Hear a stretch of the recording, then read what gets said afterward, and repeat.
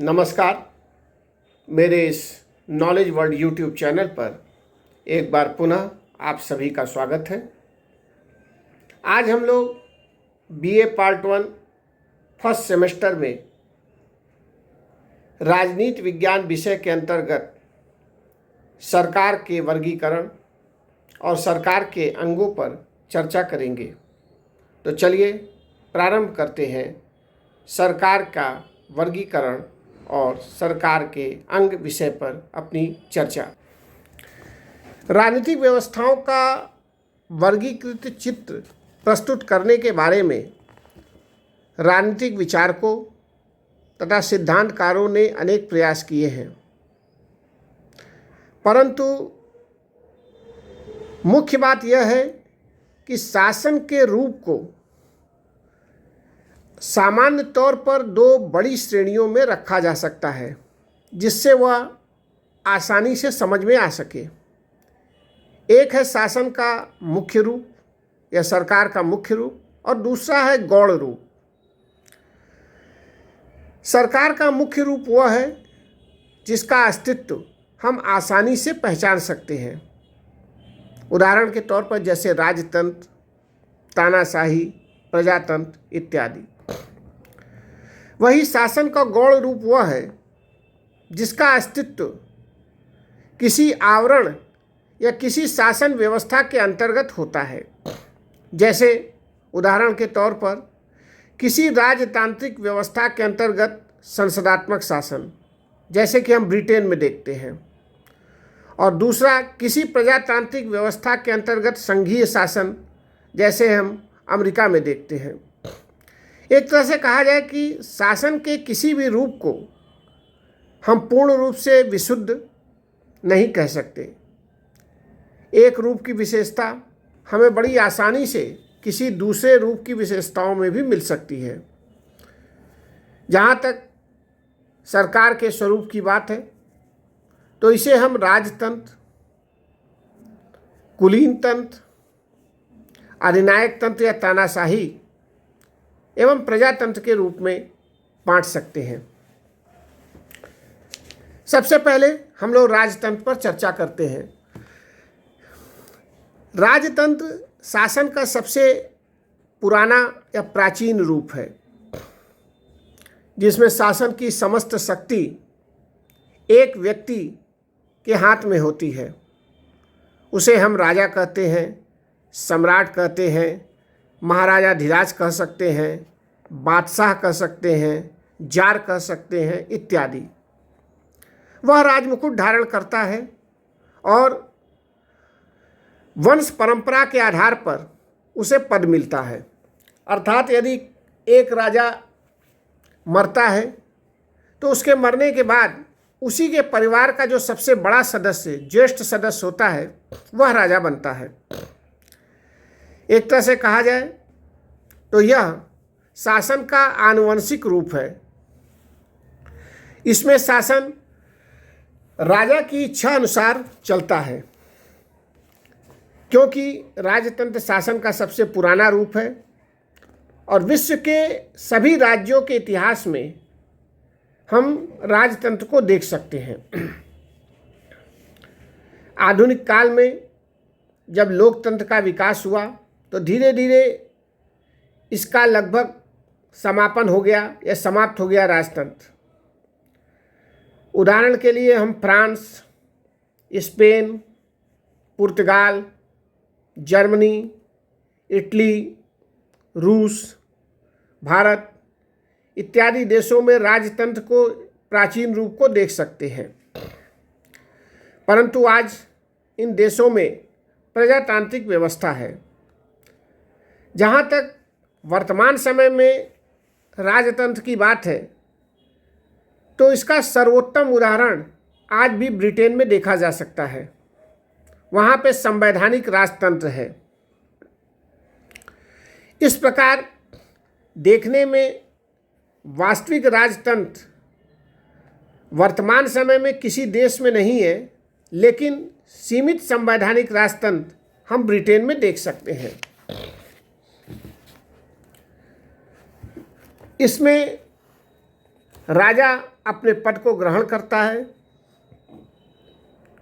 और उसी आधार पर वो अपनी इच्छा अनुसार शासन चलाता है। यहाँ कई विचारकों ने राजतंत्र की आलोचना में कुछ दोष गिनाए हैं। जैसे यह माना जाता है कि राजतंत्र कहीं न कहीं विकृत रूप में निरंकुश शासन में परिवर्तित हो जाता है। यहाँ तक कि राजतांत्रिक व्यवस्था में नागरिकों की इच्छा और उनके अधिकारों का भी कोई महत्व नहीं होता है। वास्तव में देखा जाए तो राजतंत्र निरंकुशवाद की प्रवृत्ति से युक्त माना जाता है। अब हम कुलीन तंत्र की चर्चा करते हैं। कुलीन तंत्र, इसे इंग्लिश में एरिस्टोक्रेसी कहा जाता है। ये जो शब्द है एक ग्रीक शब्द एरिस्टो से उत्पन्न हुआ है, जिसका अर्थ होता है श्रेष्ठ। अतः कुलीन तंत्र की परिभाषा जनसंख्या के उस हिस्से से है जो कि समाज में एक उच्च पोजीशन पर या उच्च स्थान पर रहते हैं। ये उच्च स्थान उन्हें जन्म के आधार पर, वीरता के आधार पर, धन के आधार पर या नस्लीय वैभव के आधार पर मिलता है और यही कुछ लोग शासन को चलाते हैं।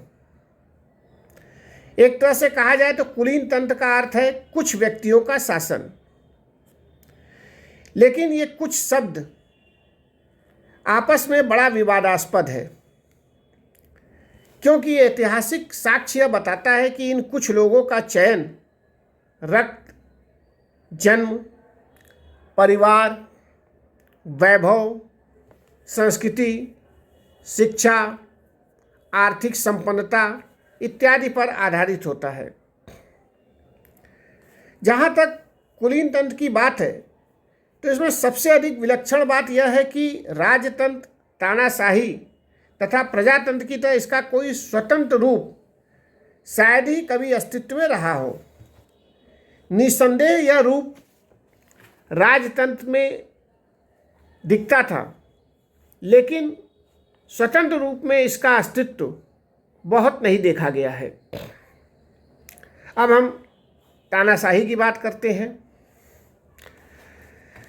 तानाशाही का अर्थ है कि शासन का वह रूप जिसमें सेना के मदद से एक व्यक्ति संपूर्ण देश का शासन अपने अधिकार में ले लेता है। शासन का यह रूप हमें प्रथम महायुद्ध के बाद की अवधि में दिखता है। यह वह दौर था जब विश्व के अधिकांश देशों में यह दिखाई दिया। इसे हम अधिनायक तंत्र के रूप में भी जानते हैं। उदाहरण के तौर पर तुर्की में कमाल पाशा, रूस में स्टालिन, इटली में मुसोलिनी, जर्मनी में हिटलर, स्पेन में जनरल फ्रैंको इत्यादि के नेतृत्व में विश्व ने तानाशाही या अधिनायक तंत्र का स्वरूप देखा। यद्यपि दूसरे विश्व युद्ध के बाद इटली तथा जर्मनी में तानाशाही शासन समाप्त हो गए, लेकिन 1945 के बाद भी विश्व के कई अन्य देशों में तानाशाही का उदय हुआ। जैसे अर्जेंटीना में पेरो के अधीन, पुर्तगाल में सालाजार के अधीन, युगांडा में ईदी अमीन के अधीन, पाकिस्तान में अयूब खां, याह्या खां, जियाउल हक, परवेज मुशर्रफ इत्यादि के नेतृत्व में, वर्मा में नेविन के अधीन, इराक में सद्दाम हुसैन के अधीन, इंडोनेशिया में सुहार्तो के अधीन हम तानाशाही के स्वरूप को देख सकते हैं। इस तरह हम यह देखते हैं कि अधिनायक तंत्र का अस्तित्व ऐसे व्यक्ति की स्थिति का परिचायक है जिसके पास संविधान से इतर शक्तियां होती हैं और वह अपने आप को राज्य का ही समरूपी मानता है, और यह वह सेना की मदद से ही करता है। अगर सामान्य शब्दों में कहा जाए तो अधिनायक तंत्र का अर्थ है एक व्यक्ति का निरंकुश शासन, जो बल प्रयोग के माध्यम से अपने पद पर आसीन होता है। वह किसी के प्रति उत्तरदायी भी नहीं होता है। यहाँ यह कहा जा सकता है कि अधिनायक तंत्र भी शासन का बहुत पुराना रूप है। राजतंत्र का जो विकृत स्वरूप होता है, यदि राजा प्रजा के हित में काम न करे, प्रजा के ऊपर अत्याचार करे, तो वह एक तरीके से तानाशाही में परिवर्तित हो जाता है। तो कहीं न कहीं अधिनायक तंत्र राजतंत्र का सौतेला भाई कहिए या सौतेला रूप है। अब हम चर्चा करते हैं प्रजातंत्र की। प्रजातंत्र यह शासन है जो इस समय विश्व में सबसे ज़्यादा प्रचलित है। यह शासन विश्व में सबसे अधिक लोकप्रिय भी है, यद्यपि यह उतना ही पुराना है जितने यूनानी लोग। प्रजातंत्र के विषय में विचित्र बात यह है कि यह राज्य का रूप है, शासन का रूप है, समाज का रूप है, और सबसे बढ़कर यह एक नैतिक विचार तथा जीवन शैली भी है। राज्य के रूप के अर्थ में प्रजातंत्र वहाँ विद्यमान होता है जहाँ जनता में सत्ता का वास होता है, अर्थात संप्रभुता जनता के हाथ में होती है। यदि संविधान लोगों में प्रभुसत्ता के वास की घोषणा करता है तथा स्वतंत्रता व समानता को सुनिश्चित करता है, तो वह प्रजातांत्रिक राज्य बन जाता है। सामान्य अर्थ में जनता के द्वारा जो सरकार चुनी जाती है वह लोकतंत्र और प्रजातंत्र होता है। प्रजातंत्र के अर्थ के संदर्भ में कहा जाए तो यह भी दो ग्रीक शब्दों डेमोस तथा क्रेसिया से मिलकर बना है, जिसे हम डेमोक्रेसी कहते हैं। डेमोस का अर्थ होता है लोग तथा क्रेसिया का अर्थ होता है शासन। तो इसका अर्थ हो गया लोगों का शासन। अरस्तु ने इसकी परिभाषा बहुतों के शासन के रूप में की है। आधुनिक काल में इसका सबसे अच्छा प्रस्तुतिकरण संयुक्त राज्य अमेरिका के राष्ट्रपति लिंकन के भाषण में देखा जा सकता है, जिन्होंने कहा कि इसे लोगों का, लोगों द्वारा तथा लोगों के लिए शासन माना जाए। यहाँ तक कि डायसी ने भी कहा कि यह शासन का ऐसा रूप है जिसमें शासन करने वाला तुलनात्मक दृष्टि से संपूर्ण राष्ट्र का भाग होता है। यहाँ पे प्रजातंत्र के अर्थ को देखने के बाद हम यह देखते हैं कि प्रजातंत्र का भी दो रूप दिखाई देता है।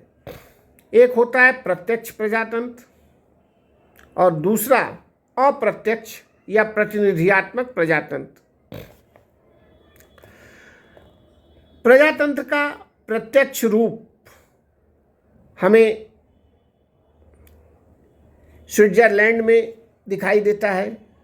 स्विट्जरलैंड के कुछ कैंटन हैं जिसमें प्रत्यक्ष प्रजातंत्र दिखाई देता है, परंतु विश्व के अधिकांश राज्यों में प्रजातंत्र का प्रतिनिधियात्मक रूप दिखाई देता है।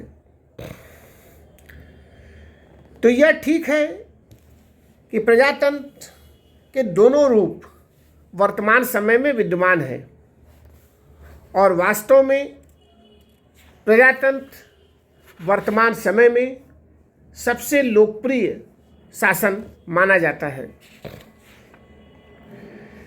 जहाँ तक